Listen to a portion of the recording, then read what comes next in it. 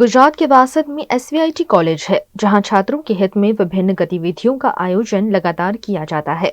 इसी के तहत टेडेक्स इवेंट आयोजित की गई। इस वर्ष की थीम इकिगाई रखी गई, जिसमें विभिन्न क्षेत्रों के प्रतिष्ठित वक्ताओं ने उपस्थित रहकर अपने अनुभव और विचार व्यक्त किए।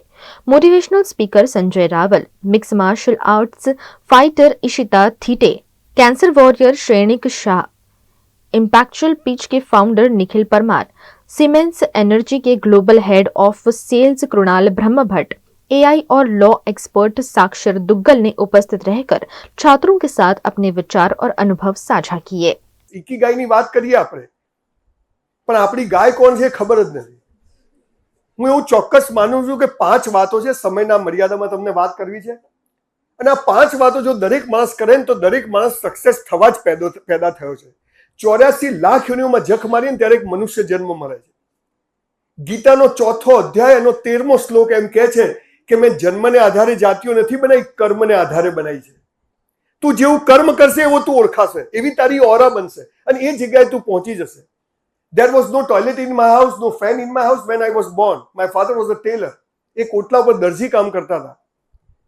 સ્કૂલમાં ફી ભરવાના પૈસા નહોતા। અત્યારે અહીંયા આણંદમાં હું 2500 કરોડની યુનિવર્સિટી બનાવી રહ્યો છું, સ્કિલ યુનિવર્સિટી।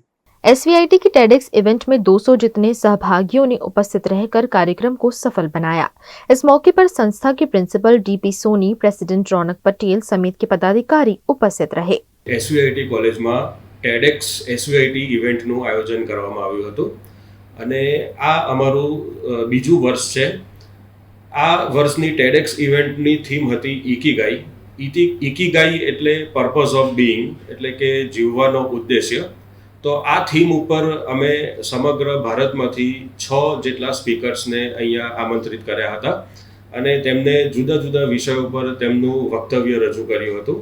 અને આ ઇવેન્ટમાં એસવીઆઈટી કોલેજના લગભગ 100 જેટલા વિદ્યાર્થીઓએ ભાગ લીધો હતો અને આ તમામ વિદ્યાર્થીઓ સમગ્ર ભારતમાંથી આવેલા વક્તાઓના સાથે ઇન્ટરેક્શન કરીને તેમના જ્ઞાનનો લાભ લીધો હતો અને અમારા કોલેજના જ વિદ્યાર્થીઓ દ્વારા સમગ્ર ઇવેન્ટનું આયોજન કરવામાં આવેલું હતું।